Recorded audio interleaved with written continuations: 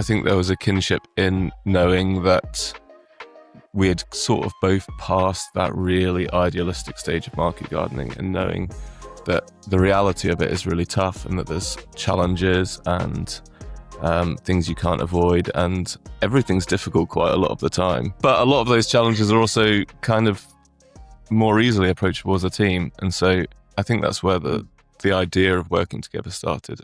Hello, I am Liv James, and I am back with this month's episode of the Organic Grower podcast. Today, I'm revisiting the guys from East Neuk Market Garden who grew up on the east coast of Scotland. I was lucky enough to visit their beautiful market garden on a hot and very dry day in July whilst they were busy harvesting garlic. This episode was all about hearing the progress they've made since they chatted to James back in 2024. In the last episode, they were just embarking on the beginning of merging their business with a friend's market garden business, and I wanted to see how it was panning out 2 years later. Whilst we were chatting, we covered changes they've made to saving seeds in their garden, the benefits of soil testing, scaling up production, managing green manures, top of the crops 2026, and farming in these extreme climate conditions. I just want to say a big thank you to Tom, Connie, and Nat for this engaging, enjoyable conversation around their dinner table. And I'd also like to thank Bridie, who is the other member of their team who couldn't join us. If you missed the East Neuk's first episode, you can find it in our back catalogue, episode 9. Before we dive in, please consider supporting the OGA podcast. You can support us from as little as £2.50 a month at patreon.com/The Organic Grower Podcast. Thank you to some of our newest recent supporters. Thank you to Anthony, B, Timothy, and Fiona for their subscription. With this money, we can keep talking to inspiring growers and sharing those conversations with all of you. Or you can consider joining the Organic Growers Alliance as a member via our website, www.organicgrowersalliance.co.uk. Hello, we're on the OGA podcast, and I am here with Tom, Connie, and Nat from East Neuk Market Garden in Fife in Scotland. And this is a special revisit episode. Before we get into revisiting the things you talked about in the last episode, which if anyone wants to listen, it's episode 9, it's in the back catalogue. Nat, you are new to the East Neuk Market Garden team. Well, I've got questions because you cooperated, you merged your businesses, and we're 2 years on. That's the thing I'm most interested in sharing with your listeners. But I thought we should get a little intro on who you are and what you do, and just a little bit more info. Yeah, so I'm Nat, and hello, Nat. in 2014 we started Falkland Kitchen Farm with my wife Bridie, which was a small 5-acre plot on the Falkland estate.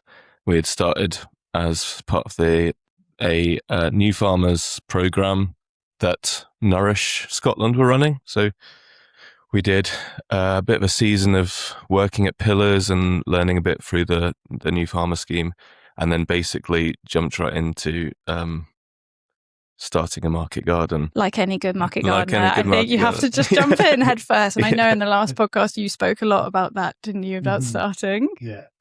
Yeah, so we were full of idealism, and we had a very steep learning curve. But we did 10 years on the Falkland estate, and we grew for a veg box scheme. We supplied restaurants and shops, and then we decided to start a cafe at the same time because basically we weren't making enough money from the farm, which again was a bit of an adjustment, trying to run 2 businesses, and having an 11-month-old baby at the time. Yeah, absolutely. Just caveat, we're sharing 2 mics because I haven't got enough. So I will endeavour to make the sound as good as possible, but we'll do our best. And it feels a bit fateful. We sort of started chatting with Tom and Connie, who had also just had their baby, Janie. And it seemed like we were facing similar problems. I think there was a kinship in knowing that we had sort of both passed that really idealistic stage of market gardening, and knowing that the reality of it is really tough, and that there's challenges and things you can't avoid, and everything's difficult quite a lot of the time. That's the farm But a lot of those challenges are also kind of more easily approachable as a team. And so I think that's where the idea of working together started. And maybe too early to tell, but I would say it's been a success. And yeah, I'm enjoying being in the East Neuk. I'm enjoying working as part of a bigger team and just seeing things happen and sharing the brain load as much as anything else is really helpful. So that segues really nicely into obviously also the podcast that you last did was 2 years ago, and that was just when you guys were merging your businesses together, and you were very much like, we're giving it a go and we're going to see. So I would really love to know what the last 2 years have been like and what it looks like today, like the highs, the lows, what have you learned? So should we just start with, does anyone want to give an update of like what it's looked like for a couple of years? I think one thing that we decided to do, I can't remember if we talked about this before, but when we decided to work together, we had the idea of like a trial year where we sort of we did a lot of discussion about what is the point of what we're doing? What's our vision for the future? What do we want the farm to be? What do we want our lives to be like? So we can see if we have like a shared vision. And that was really helpful because we realized we're on the same page about those sort of big picture things. And came up with some things about like, what would it look like if the trial year was successful? We sort of came up with some basic parameters about, that we haven't had to let any customers down, and we all feel like we've worked well together as a team, and, a bunch of other sort of parameters for success. And I think really the biggest thing about working together in that trial year was that at that time, Nat and Bridie still had Falkland Kitchen Farm. So we worked together across 2 sites in that first year. And we knew that that was going to be challenging, and that it was sort of a test to see, like, can we really do that long term? Mm-hmm. And we all sort of quite quickly came to the conclusion that that wasn't a sustainable long term model. Okay. So that is Falkland Cafe not going anymore? The kitchen, the market garden that Nat and Bridie started in Falkland, we basically that winter in our first year sort of dismantled it all and brought it over to the East Neuk. And Nat and Bridie moved from that area over to this neck of the woods. Just for people who don't know, where the 2 farms were about 50 minutes drive away from each other. But yeah, Nat and Bridie's cafe that they started is in St Andrews, which is also this neck of the woods. So it just felt like the direction of travel was over here. There are other good things about our site, like that we can grow a lot more in winter than they could in Falkland because they're in the shadow of a hill. Mm-hmm.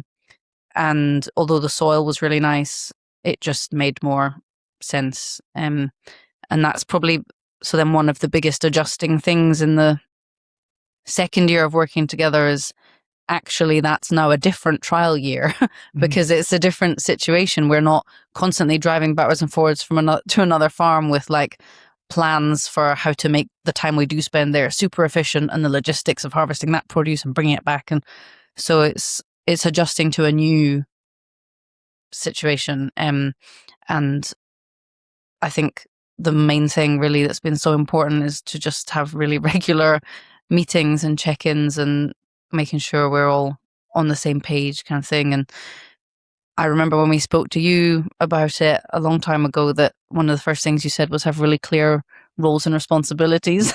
And we're still trying to work that out. Yeah. I mean, I don't know if we ever did that very successfully. We tried. It's hard. It's really hard. And you actually did speak about that in the last podcast. You said that and you'll kind of maybe work that out as time goes on. So have you worked it out? There are some things that are clear, but it's a challenge because we're all part-time. So, and that's partly because the realities of market gardening are that it is really difficult to make a living, especially if you have children, especially if you have childcare costs.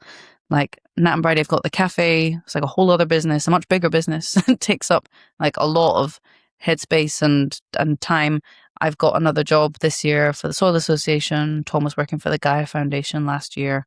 So it's really hard to think about what are you in charge of if you're only there for 2 or 3 days a week, It also, what I found is market gardening is not like office work because it has to be done then and there.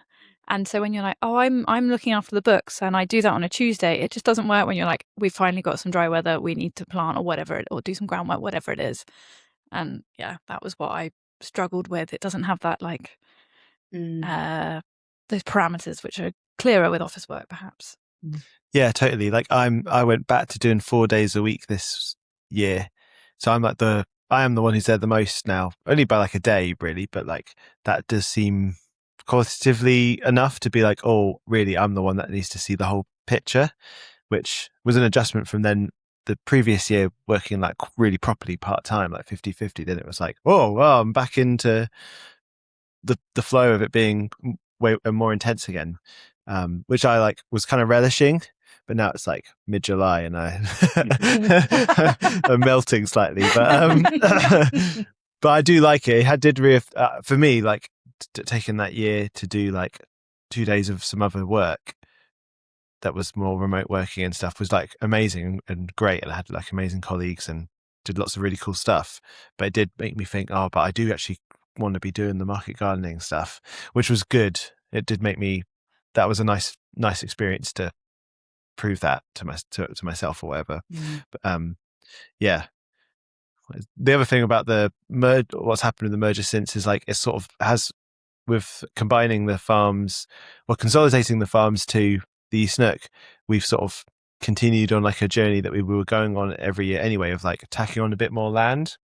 So now we're like in 2026 we're doing 6 acres, 4 of that kind of market garden-y, or it's more like 2 acres market garden-y, 2 acres like light touch tractory, but quite permanent beds, permanent blocks, and then 2 acres of like kind of like mini field scale, like ploughing, cultivating, 75-meter long beds, like another thing. So we're sort of stacking different ways of doing things together to do that, to meet that increased scale that we're at, like in terms of our routes to market and stuff, which has been really good overall. Like it's felt like a step change, right, in terms of just the annual, like the weekly turnover. It like just allows other things to happen with the cash flow, which is jinx. Yeah. But it's also like, and we were interested in thinking about like more extensive growing methods rather than like super intensive market gardening ones. But we're still like, it just means we're very much still feeling that we're finding our feet with what the methods are and what the tools are that we need, and how much can you go on at one scale sort of bodging along with something until you suddenly go, oh, actually I need like all this other kit now. But you finally break and you're like, it's time. Yeah. It's really inspiring because it's so easy to like continue doing what you're doing. I guess has bringing in more brains like helped you be more innovative, I suppose, or change because of having to?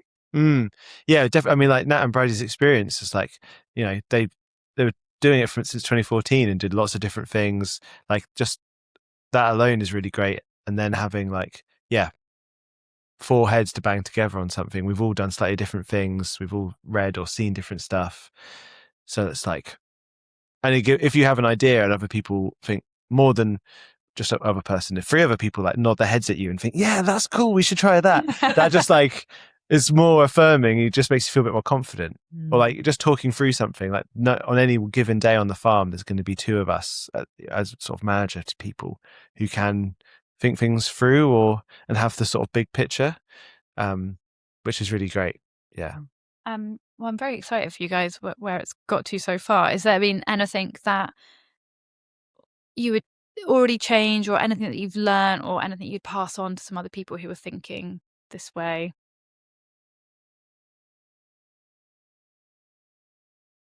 I think one thing that I hadn't really accounted for when we first started was how big a change it is going from 2 farms having 80 subscribers to a vegetable scheme every week to having one scheme with 150 plus. It's probably not just double the work, is it? It's not just double the work. And when we're talking about brain, putting our brains together and working things out, I think that continues to be a challenge of how do we go from one scale to another. And so part of that tacking on new bits of field is precisely because of that. When we realise, we've got a lot of households now to feed through a pretty long winter in Scotland, and suddenly having to start thinking about growing a bit differently from what we were both traditionally doing in a market garden scale. And so I think that's been a challenge, is that step change for sure in the number of customers.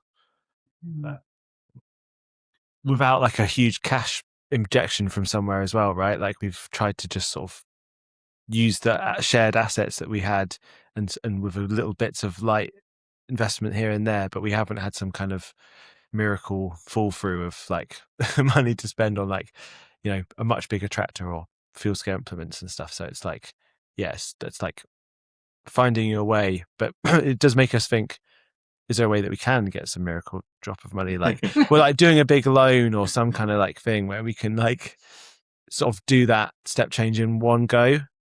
But like getting to that point, yeah, it's still something we still feel like, what is it that we need? How would we do this better? Is it the right thing based on all of like our shared ideas about what we want to do in terms of food sovereignty and all that kind of stuff? Yeah.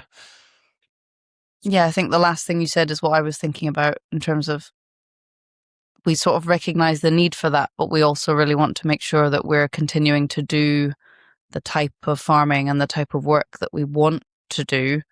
And we all know that we really enjoy like having a lot of diversity and trying different things and growing some things because they're really tasty and we might just sell them to a couple of chefs, as well as the sort of big field scale, like bulky stuff. So it's finding a balance between those types of things, which is challenging, but keeps it interesting and keeps the joy in it, which is so important because it's really hard.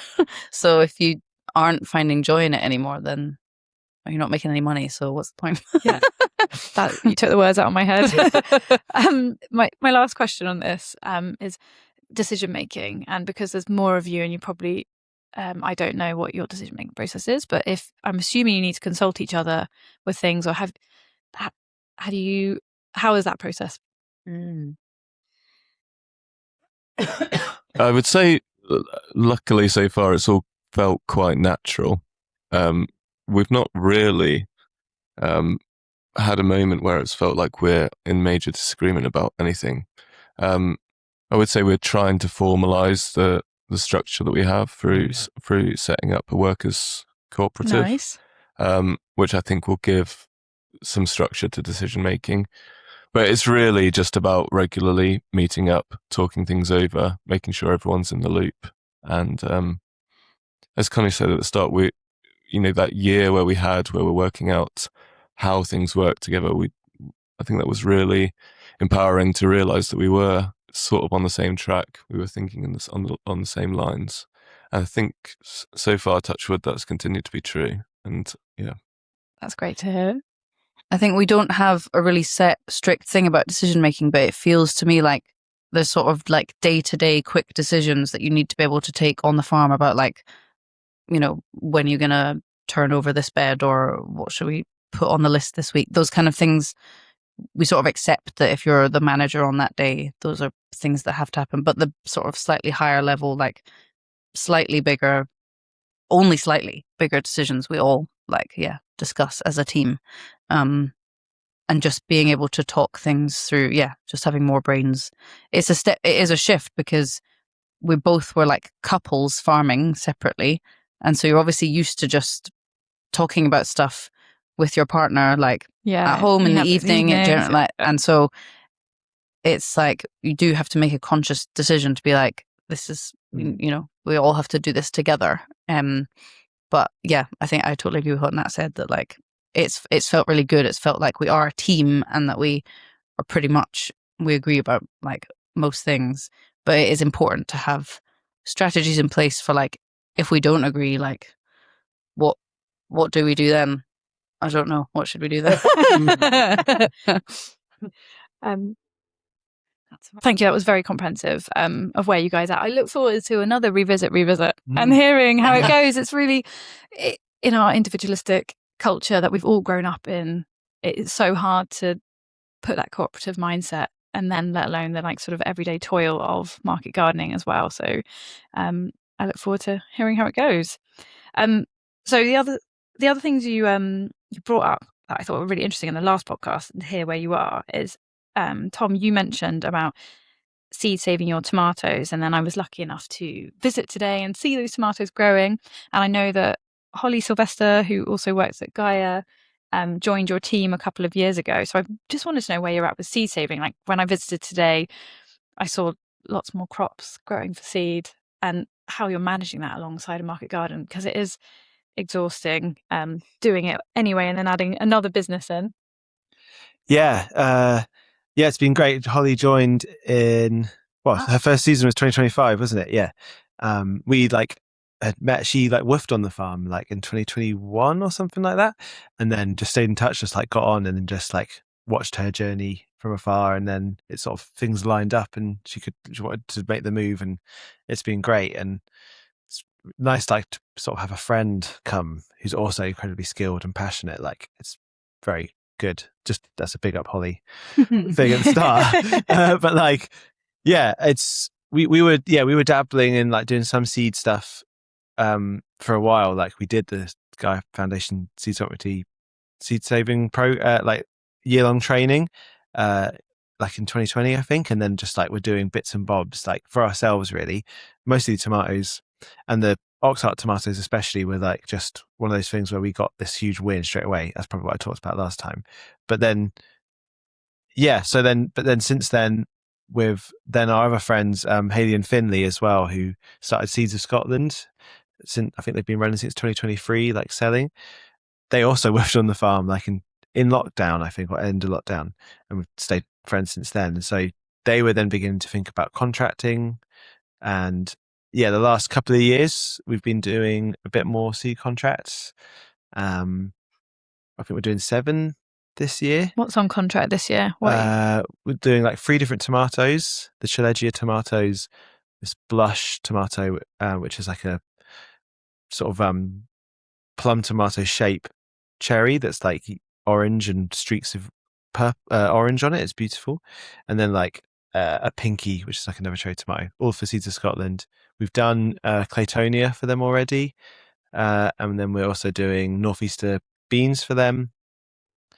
The nomadic Grex. Oh, and then we're doing nomadic Grex, drying bean Grex for Real Seeds, and we're also doing then a pepper for Real Seeds. It's a sweet Hungarian wax, I think. Is that them?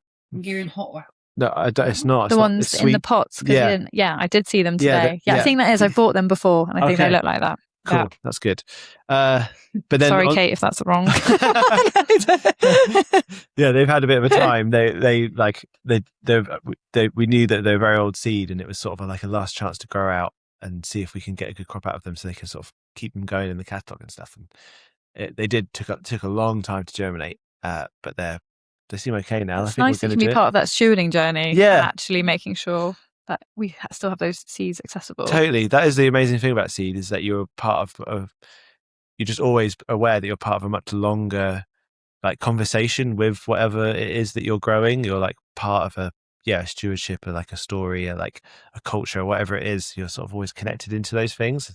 It really hits you when you start doing seed. But and then on top of that, we've established this year our own seed growing plot on the farm that has its own mini rotation. Why is that? So that we can give the best attention to it as specifically as seed crops. So was it dotted in between beforehand? Yeah, kind of follow the rotation. If it's a cucurbit, it will go. Well, it won't go to cucurbits because it needs to be isolated. So that's the other thing. Some things need to be isolated anyway. So it's can we get something relatively where we can kind of isolate just naturally. It's got hedges. There's lots of hedges and trees all around it. A polytunnel nearby. Feels quite easy to be sure that we can isolate things there. And just to sort of, when you go there, you can be in seed mode and be especially for Holly, I think it's nice that she can have her patch that's she can go to, and she kind of she's leading on a lot of the seed stuff. So then she can spend 45 minutes there, and in that time have seen everything at once.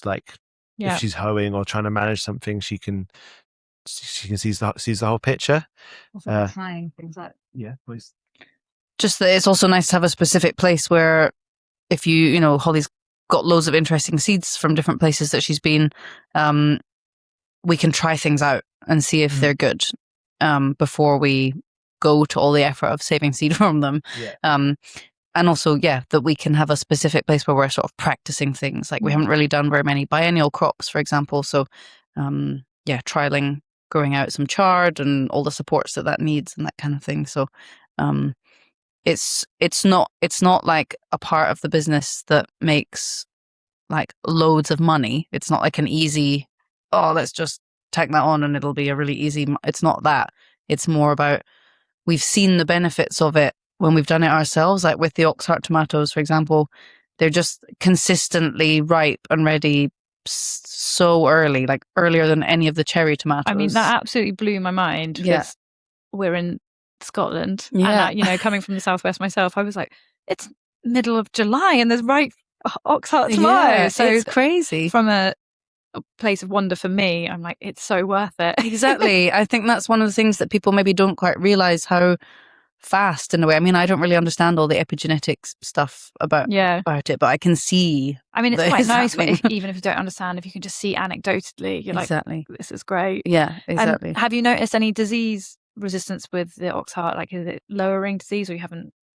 I think what we haven't really noticed anything like that, but we're quite careful about the population size, and obviously healthy plants is the most important thing to sort of select for. We did at one point, we had like maybe in our first year, we didn't save enough seed from enough plants. And so we brought in some outside seed to sort of get a bigger population again, increase the genetic diversity and that kind of thing. And interestingly, there was something that came out maybe in the first or second year. We had those stripy Oxhearts. Do you remember? So I saved seeds specifically from them, but because there was only one or two plants, the seed was just not like, there wasn't enough genetic diversity there. When we sowed them again, the plants were kind of just not as robust. What kind of population are you using? They were really small, those ones. Like we only saved from like maybe 2 different plants. So that's like not enough. I'm trying to do,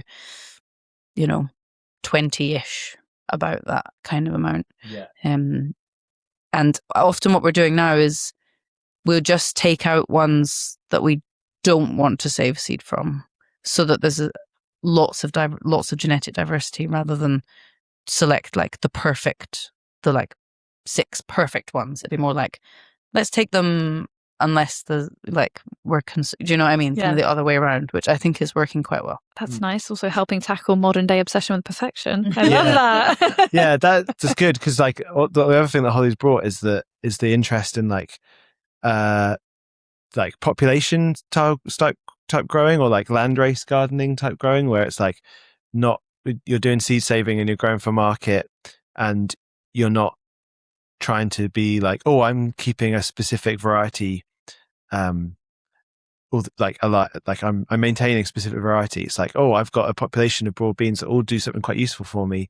I can grow those together and they can cross a little bit, and I can save that and sort of develop that over time, and not worry so much about, don't think of seed saving only as like, I'm maintaining this one variety and I have to then go sell it. Like there's sort of trying to be plugged into other ways of doing things, where it's like, seed's very generous and you have loads of seeds, but then you can share and you can do other things and get into other networks. Connie, you look primed and ready. Just to say about the broad beans is another example where you can see like the crowd breeding broad beans that we're doing, part of Holly's project with the Gaia Foundation. They're taller, they're healthier, they've actually produced beans, whereas we have 5 beds of Karmazin beans, which are so beautiful and special, like pink beans, but the only place we could get enough seed from was King Seeds, and they're just all like so small, so rubbish. In the like drought conditions specifically you're talking about, right? Like they just don't have they've just not been able to respond to not being watered their entire life, basically. Like, but your landrace the landrace do. So that's like really interesting. It is. I feel like I've tapped out of seed saving info a bit since I stopped market gardening, but and like coming today and seeing Holly's like varieties and landrace stuff that she's mixing, it was really exciting. So Holly, I can't wait to speak to you more about this. I thought we'd move on to talking about your systems and your beds, if you don't mind at all. So again, referring back to 2024, you're talking about moving to bigger, lots of no dig outside. But obviously you've told me today you'd be tacking on beds, tacking on fields even, and you've got way more customers than you did 2 years ago. So I wanted to know if your system for bed prep has changed and what it looks like. Mm-hmm. With like the older we get, the more we learn, the more we know. Yeah. I think we both like with Nat at Falcon Kitchen Farm at us, and with us we had done the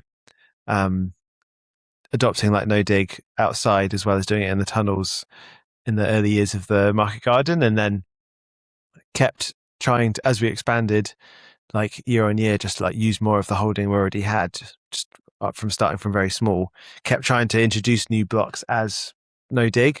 And after a while, we began to sort of run out of energy to move that much compost around. And we weren't that happy with the quality of the compost. And then, the plastic contents and all that kind of stuff. And then just more than that as well, like long-term management, you start to think, well, what are we going to do in like 5 years time? Like as the rotation moves around the field, are we really, we didn't think it was appropriate to be adding as much compost as you would need to keep like a perfect black topped Instagram friendly no dig bed. That is like, didn't seem the right thing at all to do. So that's like starting to think about, well, what would you do instead? And obviously, basically, then you start to think about how can you do like sensitive and like soil health boosting cultivation where you can. And so like, I think maybe the year before we merged or something, we had bought a power harrow for our little tractor. After we had a rotavator and a mower before then, but we like ditched the rotavator and we didn't like that. But the power harrow seems gentler and isn't inverting. And we were doing that in a kind of when we have to we will kind of way.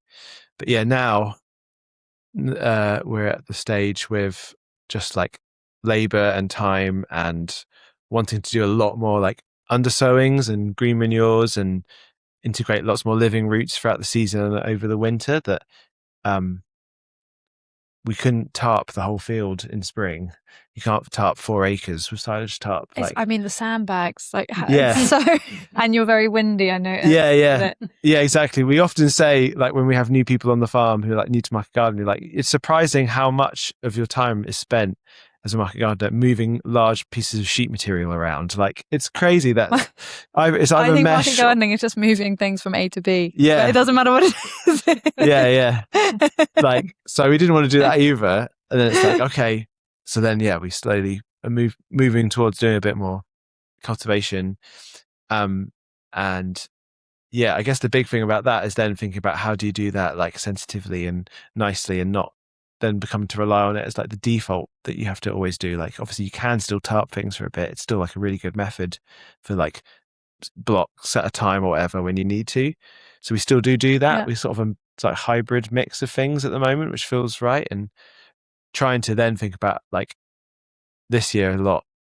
Maybe I don't know if I'm jumping ahead, but like we got some really good soil tests done from the soil ecology lab, which we hadn't done any soil tests for a couple. Tell us more. What did you years. find out? Well, we found out that or maybe should I pass over to you, Connie? Because do you remember? No, we found out a lot. Like that, it turns out we're not unusual in like small scale intensive horticulture, like organic or regenerative horticulture, to be surprisingly low in nitrogen, which or very low in nitrogen in some places, which we thought we were okay about because we're doing some undersowing of legumes. We're adding like our own compost in small amounts, but actually very, very low nitrogen, and that was holding back quite a lot of growth.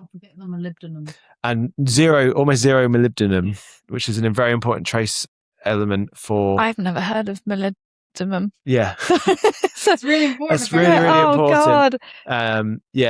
And then like our calcium and magnesium are out of whack, and we had seen over the last couple of years really that things were underperforming in the field and in the tunnels. And even though we were doing the more like trad idea of what you need to do in terms of fertility, which is like grow some green stuff on the top, add some compost, try and gently turn it in, and that you should be all right. But when you're growing so intensively in year round, it seems like it's just not enough input for the amount of output that you're doing. So I think that's the overall thing, right? Is that we've got out of balance with inputs. And, what do you think the solution is? Or well, yeah, this year with like, and then with the like tie that in with a bit of cultivation as well, which like burns off carbon and all that.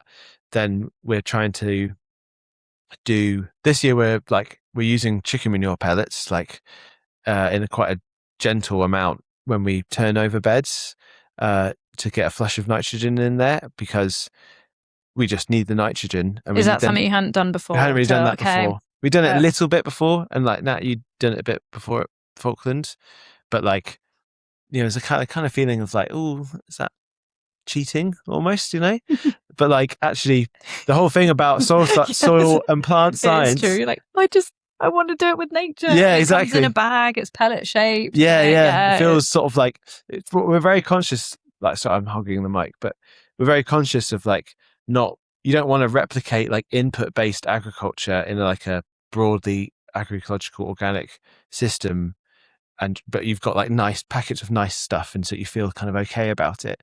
But at the same, so we're kind of wary of that. But at the same time, the best thing for your soil is to have really healthy plants in them, to then start having the relationships with the soil that can like sustain and perpetuate soil health through plant action. But if they're struggling to get there in the first place, you're never gonna develop those relationships. Ultimately, your land's still recovering from it was conventional arable, wasn't it? Before and decades. Relatively, if you're decades of that, and there's going to be a lot of work there. And I guess coming into market gardening, as we mentioned earlier, with the amount of experience that everyone has, which is not very much, you just sort of go for it without any scientific understanding. So it's amazing that you've got a bit of more knowledge now, and you can start to tweak to get that land to place of health. Yeah. So it's like, it's not just chicken manure pellets. It's like gypsum, and we're making like fulvic acid, humic acid. We're making ferments. Trying to do like different compost like extractions and stuff. So it's like a range of stuff that we're trying to just chuck on. And we're being slightly less holding back about putting stuff on, because we're like well informed by the soil test. I think that was good, wasn't it? It really made us think we need to do that regularly. You need to really, it's quite hard to diagnose what's happening just by what you see up top. But yeah. You mentioned before we turned the mics on about some carrot stuff related to cultivation. Yeah. Did you want to share? Well, just to do with like, there's also getting over this like the guilt of cultivation as well that you can develop through when you become like a zealot no dig person for a while. But like we had this thing where we're also like a maturing field, and like there's new weeds come along. Like we're having a very thistly year this year, and we could kind of see that coming last year. And we had a patch last year that we were going to do like a big batch of sort of mini field scale carrots in the new field, and we prepped half of that block. Put some compost, a little bit of compost down, and power harrowed, and then the rest, it was in a green manure. But then we decided at some point, because it was July, we were like, oh God, we can't do that. We're not going to do that, because the early carrots had been so much work to weed and harvest and all that. So then we had this half of a 12-bed block. One had been cultivated and was like lovely and ready to do something with. One was like a green manure that had been overwintered from before. So we left that green manure and then sowed a new quick green manure for that season. Tell me if I'm wrong. In August. We sowed it in August, an overwintering mix in that one. And the idea was then we'll just see what happens. Then it was mowed and tarped in the spring this year, ready for whatever we were going to do with it. I can't remember. But when we took the tarp off, it was like very clear that the half where we had done a renewed green manure was like so much less weedy than the other half where we just left a green manure for like however long that was, a year, an extra. full of cooch, full of thistles. And it just made us think, that's also true for other places where we've for example, we really like undersowing broad beans. So we've often thought once the broad beans are finished, then you can just leave it. There's this lovely undersowing. But actually, those beds have been terrible the following year, so weedy. So it's we're trying to do green manures, but actually not managing them properly in places where, you need to mow them regularly, or you need to have, the exact right mix at the exact right time.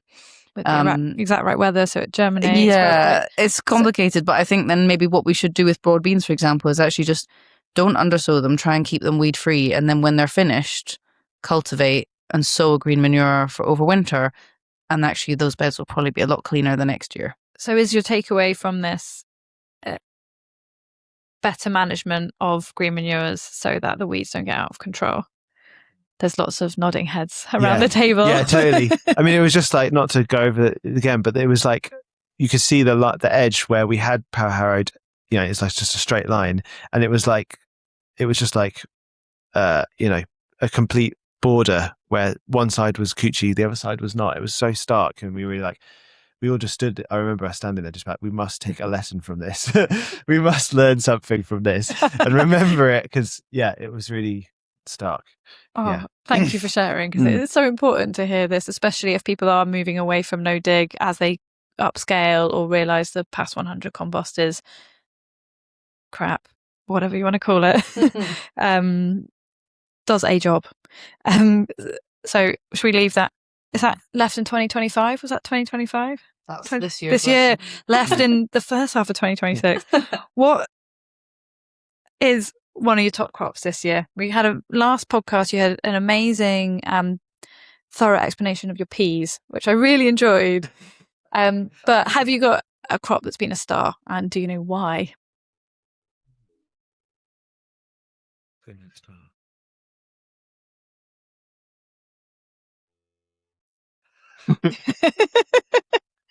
Well, nothing then, I suppose. I think the squash and courgettes are looking pretty great this year, actually, and we've had a couple of years now where they've not at all been a star crop, but they're looking really good. I don't really know what we've done differently or what environmentally has been different, but they do seem to be looking pretty great. Yeah, I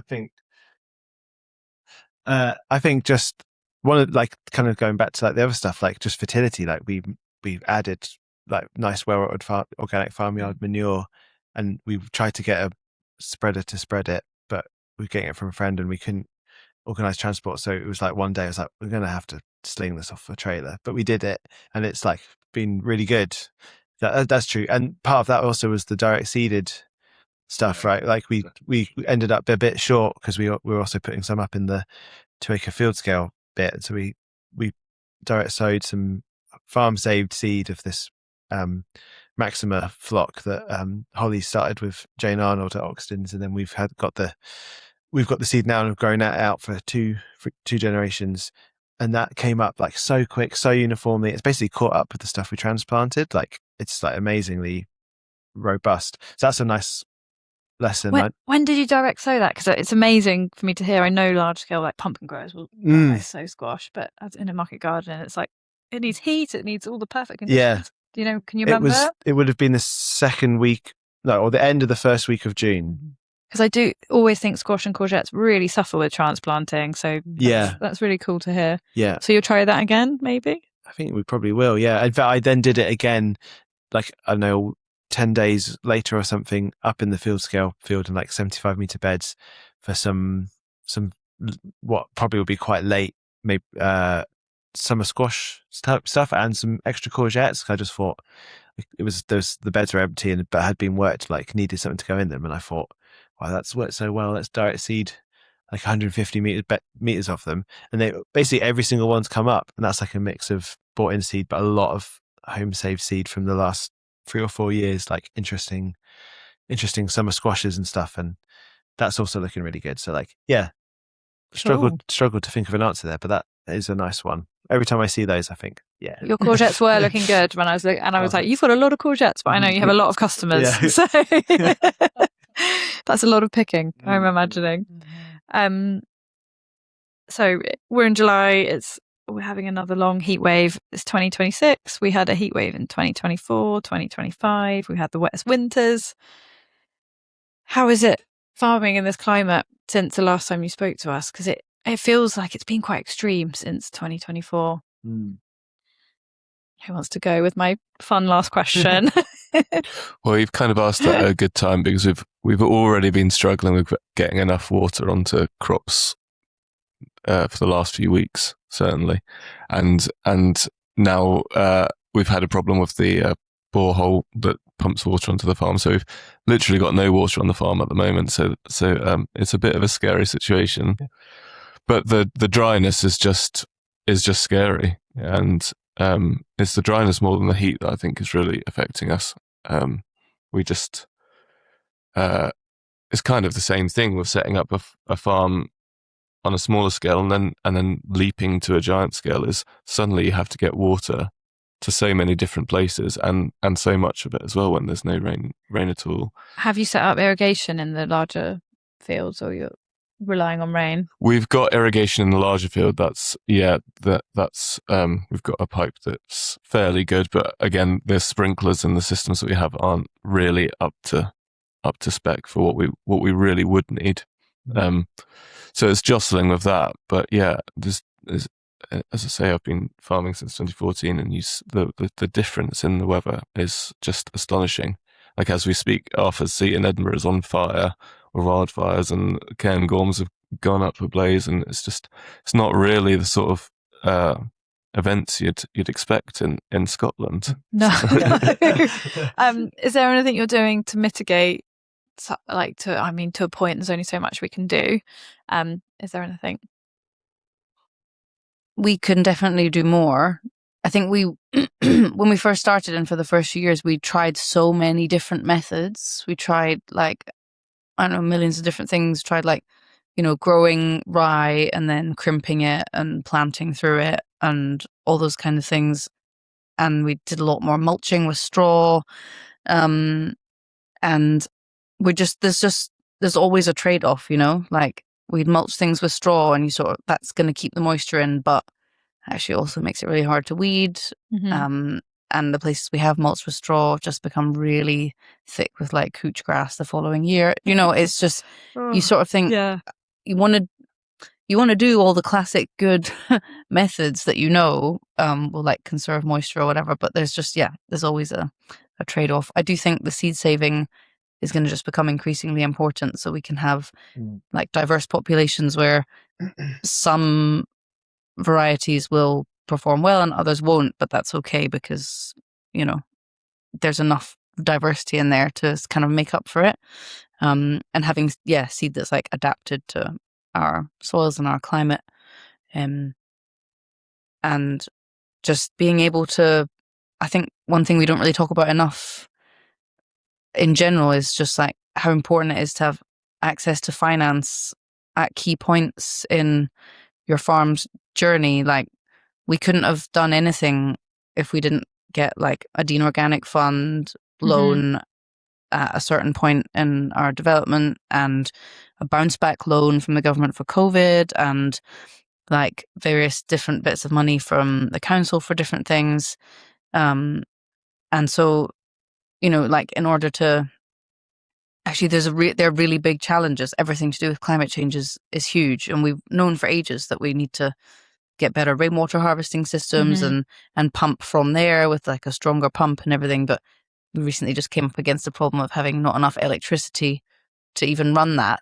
So just then it's okay, well, how are we going to increase our capacity? We need to get solar panels, and that's great. Now we've actually managed to raise enough money through getting money from the council, but also a crowdfunder. People were so generous and helped us with that. It was really amazing. So now we're in a position where the next thing we can do, more infrastructure, better rainwater capture and pumps and that kind of thing. But just in general, I think being prepared to take on loans when necessary in the right circumstance and all that kind of thing. It's got me thinking of actually having mitigating finance like money that you're putting aside, like we do for pensions, for these situations. Because if it's not extreme heat where you need water, it's going to be wind and polytunnels and winter. Exactly. And it has changed so quickly, hasn't it, in the past 3 or so years? It's like, yeah. One thing I should say, actually big up the LWA Solidarity Fund, because they also gave us money when we needed it after our polytunnel was damaged in the storm. So yeah, all those, if there's more things we can do to help each other is also really important. Yeah, definitely. Well, I was going to finish there, unless there was anything else you wanted to share with the lovely OGA listeners. No, that's a good point to finish. Sorry, that was a great point to finish, Connie. Well done. You could. I was like, oh, I can't wait to talk about soil carbon or something like that. But it's obviously about helping each other and community and like movement stuff, isn't it? That's like where it all is. So, yeah, that's what this podcast is all about. Yeah. Thank you. I'll leave it there. Thank you for listening to this month's episode. Before you go, maybe consider supporting us on patreon.com/The Organic Grower Podcast from as little as $2.50 a month, so we can carry on doing what we do best, chatting to growers and getting nerdy about vegetables.